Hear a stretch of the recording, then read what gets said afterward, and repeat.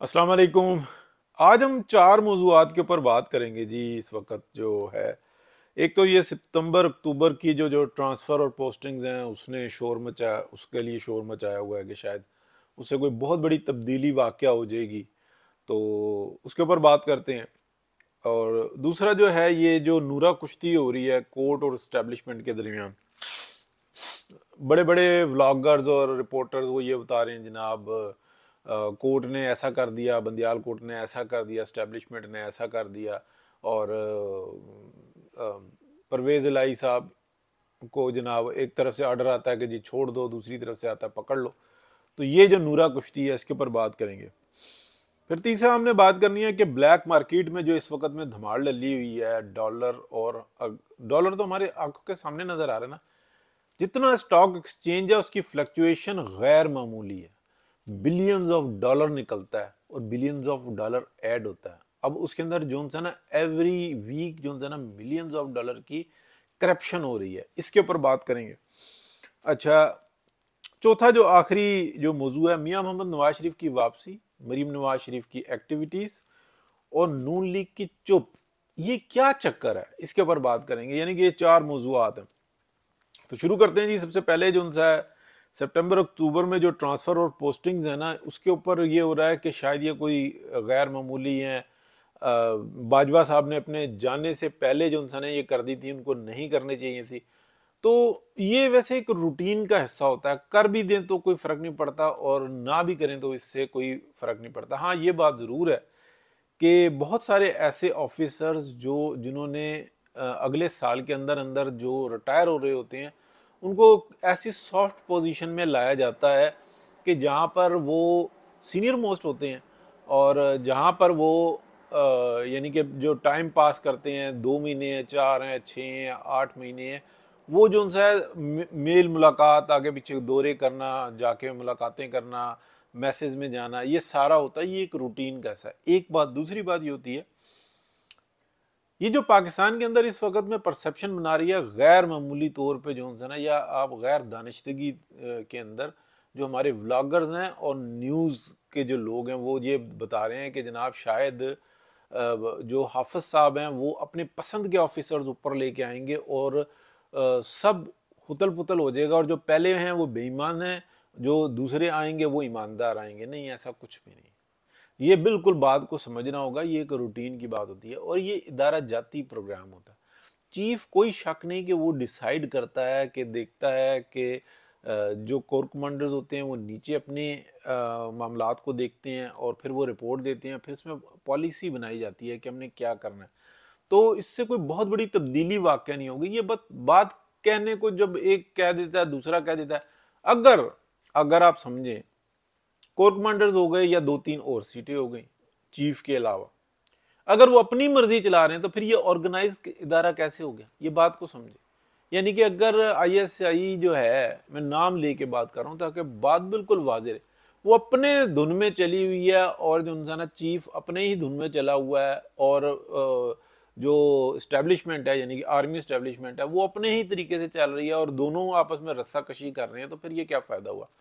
Exceptional उस वक्त हो जाता है जैसे कि जनरल मुशर्रफ था और जनरल कियानी आर्मी चीफ थे। तो उस वक्त में जो कुछ हो गया, तो वो सिर्फ ये हुआ था कि बजाय कि उसको उसको रोकते, उस जो क्या कहते हैं, जो एक लॉयर मूवमेंट थी, उसके अंदर एक्चुअली मीडिया था, पाकिस्तान की आवाम थी और बस हो गई थी।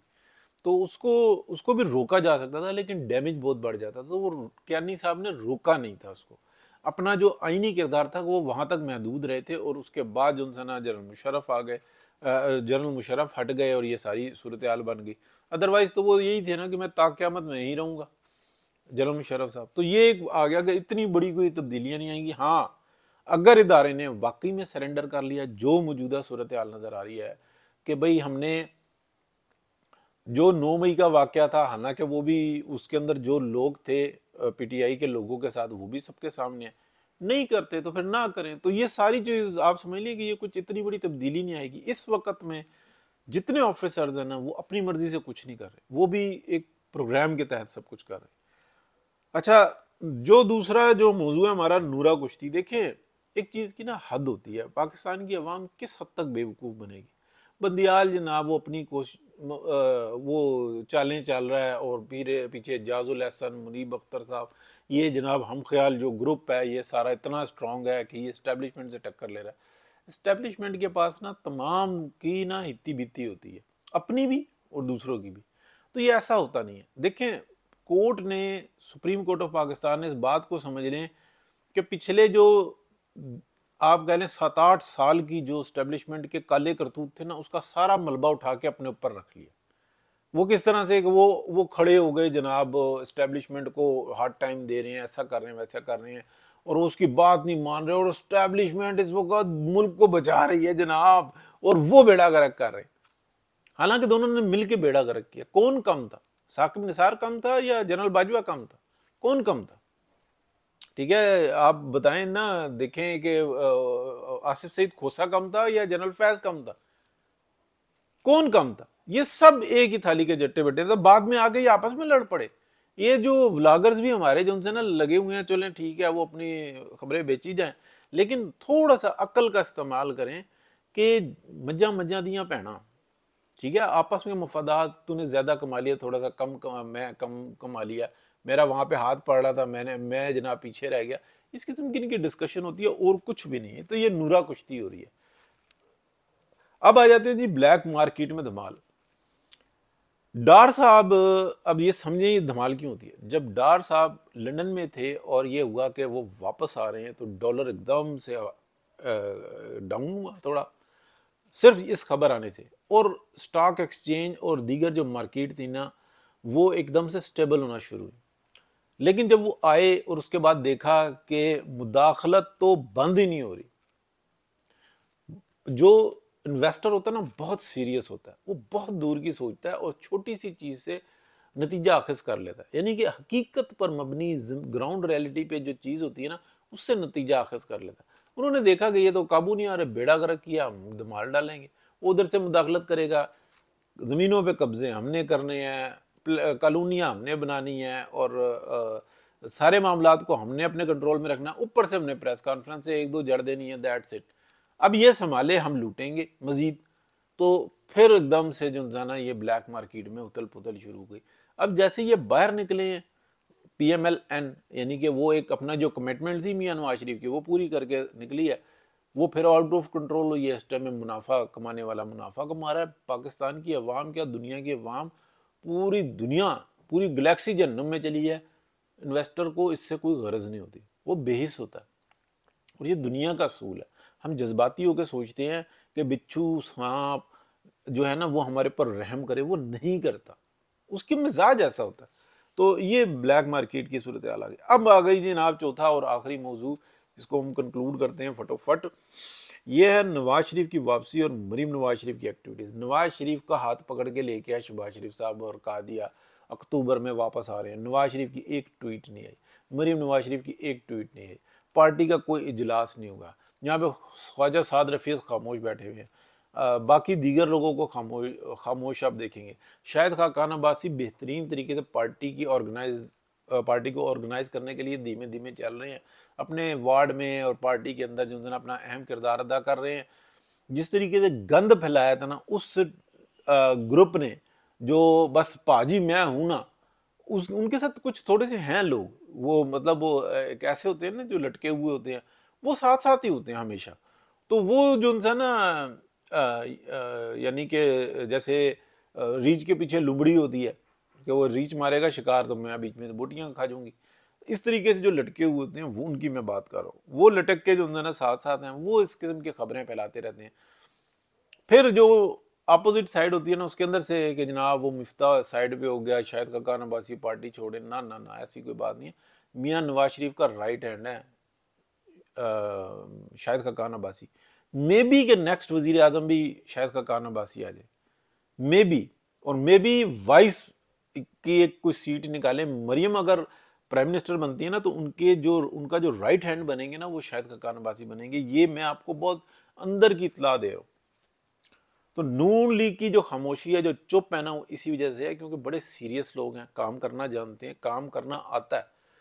और काम करने के लिए विलिंग है, इस मुल्क को बचाने के लिए विलिंग है, लेकिन फैसला तो मियां नवाज शरीफ ने करना ना, इसलिए कि कमिटमेंट उनसे की थी कि अब हमारा सियासत से कोई ताल्लुक नहीं, लेकिन खुद सर के बालों से पैर के नखूनों तक इस वक्त सियासत में घुसे हुए हैं।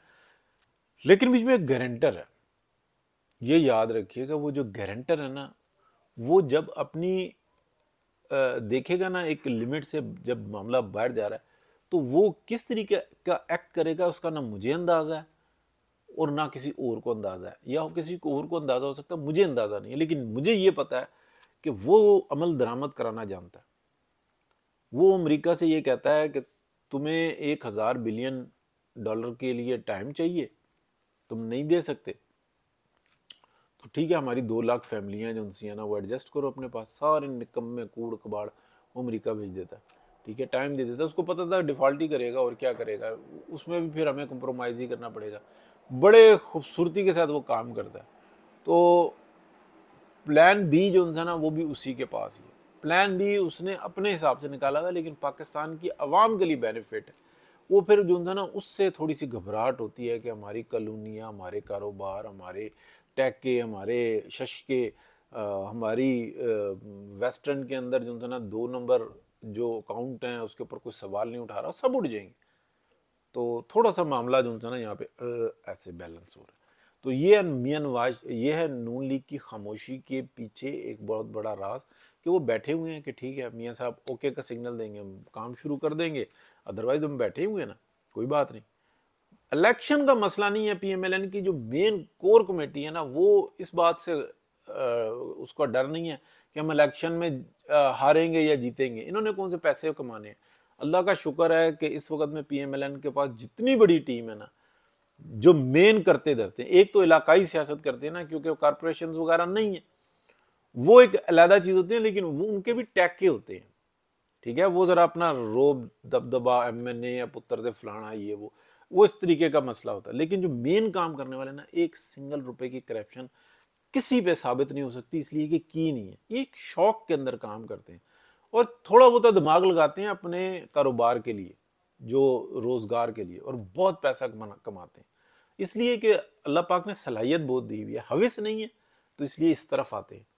तो ये एक असूल है। गंद इतना फैलाया गया, गाली इतनी दी गई है कि हम हर एक को समझते हैं कि शायद इनको शायद ये सियासत में से कमाते हैं। शायद ककान अब्बासी या चौधरी हसन इकबाल, खुर्रम दस्तगीर, अगर आप देखें वो सियासत ना करे बंदा तो वो बिलियनर बन जाए। खुर्रम दस्तगीर की मैं बात कर रहा हूँ। चौधरी हसन इकबाल सियासत ना करे तो बिलियनर बन जाए, ठीक है। इसी तरीके से ख्वाजा साद रफ़ीक, सलमान रफ़ीक, अगर ये सियासत छोड़ के सिर्फ अपने कारोबार पे तवज्जो देना तो ये बिलियनर बन जाए। मियां नवाज शरीफ सिर्फ सियासत छोड़ के अपने बच्चों और उसके अंदर कारोबार के अंदर अपनी फैमिली के ऊपर सिर्फ तवज्जो देना, फोकस हो गए, ये बिलियनर हो जाए, नहीं करते, इसलिए कि हविस नहीं है इनके अंदर। हाँ, मैं किसी और की बात इसलिए नहीं कर रहा, उनके इश्यूज बहुत सामने आते हैं। तो ये चीज होती है, हम अच्छे को अच्छा कहें और बुरे को बुरा कहें। अगर मियां नवाज शरीफ पे एक सिंगल रुपए की करप्शन का केस बनता होता ना, तो ये फैसले में ये ना लिखा होता कि बेटे से तनख्वाह ले लेता तो वो एसिड बन जाता। जब जो एसिड बन जाता, वो मुझे एक ख्याली तनख्वाह, एक ख्याली एसिड, उसके ऊपर सजा दी है, और पूरी दुनिया जो है ना इस फैसले के ऊपर और इस अदलिया के ऊपर लानतें भेज रही हैं। तो ये जी चारों मौजूद थोड़ा सा आखिर में तड़का भी लग गया। अपनी भी ख्वाहिशात होती है ना, ये बात को समझा करें। अल्लाह हाफिज़।